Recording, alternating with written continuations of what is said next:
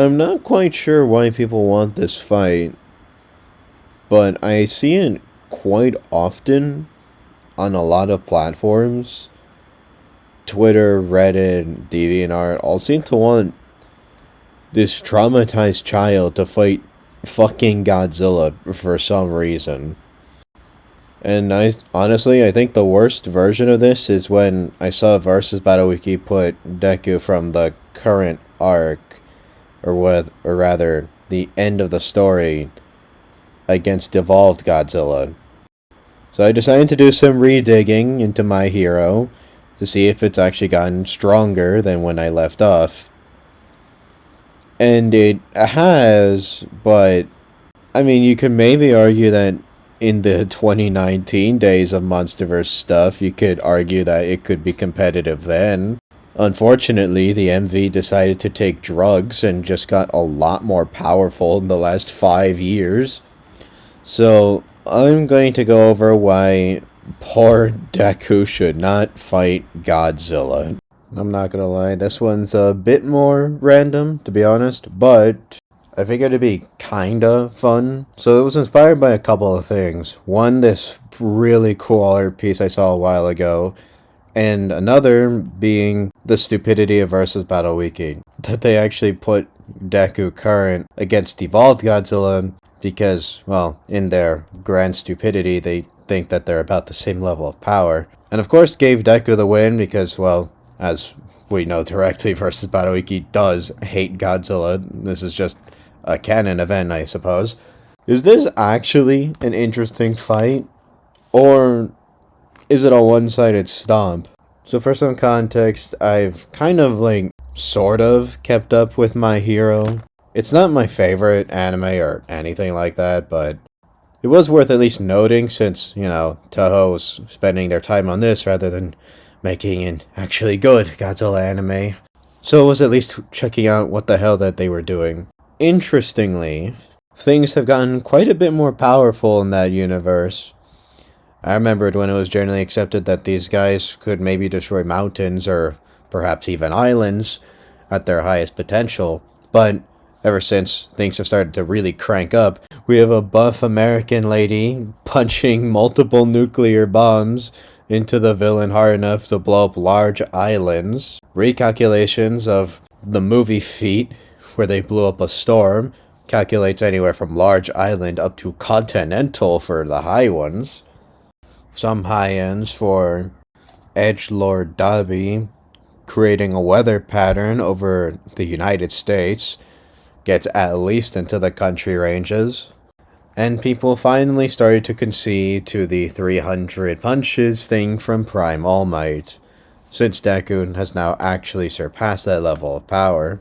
For the record, since he has large island feats in his weakened form, which of course scales to other characters, it seems consistent that a lot of the high tiers are at least large island to country level, which would then stack up 100. This would at least warrant large country level. And this is interesting since Deku can now deal with Prime All Might tier characters pretty handily. In fact, he can knock them away with even one hand. Noteworthy is the fact that he can also build up kinetic energy to increase his power even further. Useful, because now we know that he can actually do it up to 5 times his base form.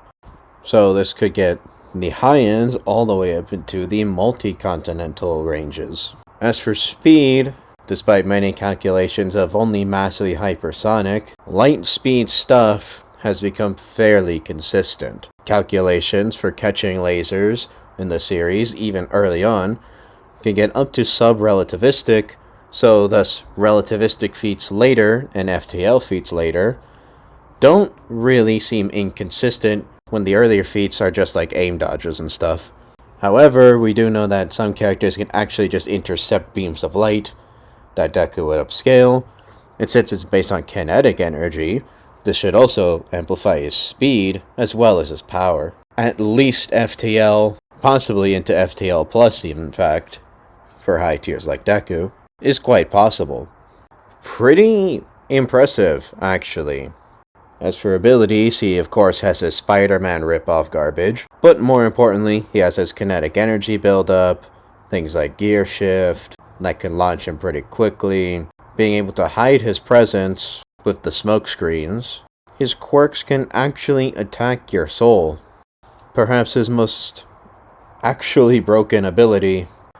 And unlike earlier in the series where he was being kind of a bitch about it, the boy actually learned that some things actually do need to be put down. Some animals can't be saved. No, on the other hand, as I've covered multiple times, Godzilla is at least multi-continental with multiple feats backing this up. With the blast to the core being at least 40 petatons worth of TNT, something he did while holding back for 1, weakened for 2, able to do again even when he is very weakened in power facing Mechagodzilla after his battle with Kong.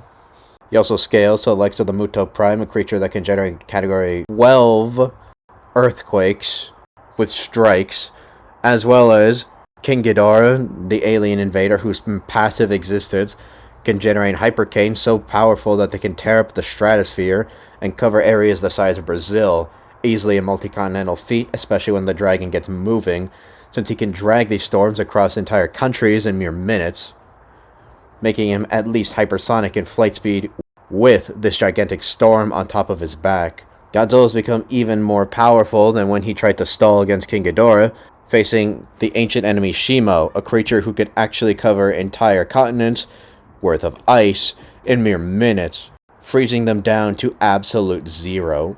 In fact, this monster is so powerful, she helped fight and seal King Ghidorah millions of years ago, and is likened to being about the same level of power.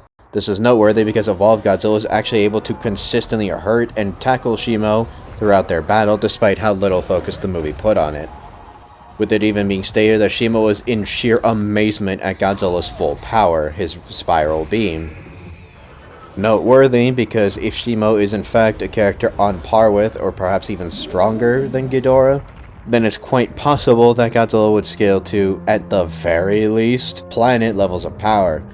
As it's stated, both Shimo and King Ghidorah are planet destroyers and capable of destroying the entire planet, even by Adam Wingard himself. Evolved Godzilla directly scales to Shimo and may be somewhat inferior, and base Godzilla can at least stall against the weakened King Ghidorah, and when nuked up in Boston, he could actually take him on and overpower him. Since the conversation was including Evolved Godzilla, I figured it was worth noting. As for Godzilla's speed, he's at least relativistic, since his Cherenkov radiation atomic breath would move at least 75% the speed of light in space. This is interesting because Ghidorah can dodge a pretty close blast, Kong could react to multiple shots of the beam, and Shimo is stated to have her own atomic breath which Kong can react to. And Evolved Godzilla also got even faster than this, now seemingly being comparable to Kong in terms of at least travel speed, and somewhat in combat speed when he actually has his head in the game. Kong can also get up to FTL, considering some of his blocks can actually outspeed the atomic breath itself to that extent. With that in mind, it's quite possible for Godzilla to tag Deku, despite the speed disadvantage, because of various abilities. For example, his far greater range. His nuclear pulse in New Empire, which was heavily suppressed to maintain more power, could cover at least 30 kilometers in an EMP, and when amped up in Burning Godzilla form, he could blow away Ghidorah's Brazil-sized hypercane, meaning the pulse can actually cover a good bit of distance. More impressively for range is his atomic breath in GVK when he wasn't even at full power, and holding back on top of that, could blast over 6,000 miles into the core of the planet, and he had plenty of juice to spare for his fight with Kong, and even some for Mechagodzilla. Now Godzilla has 20 times higher energy, so in fact, he could spam over 20 of these and barely lose any stamina. Why he didn't do this in the film to just eviscerate the Scar King is, well, we call it bad writing. But hey, anime is no stranger to bad writing either, am I right? It seems quite possible that the young hero's in quite a lot of trouble. Godzilla outpowers, can scale in speed, and can definitely tag with his far greater range. I've heard arguments that Small size between anime characters against giant monsters gives the heroes an advantage, but nearly every time we see it in fiction, if the monster is at least comparable, their greater size tends to give them an advantage. Think of how Godzilla was able to basically swat away the DC heroes in his crossover with DC, despite the fact that's fucking Superman he's bitch slapping. Granted, a fairly featless random timeline Superman, but I think the point gets across pretty clear, especially since even in this random timeline we have the Flash casually running from the Watchtower down to Earth in mere seconds, and even then Superman could beat up a kryptonite giant beast before the Flash can get there. And while it is stated that that's not quite Monsterverse canon, it is stated to be the Monsterverse Godzilla of at least some variety. So with that in mind, size gives Godzilla the edge here.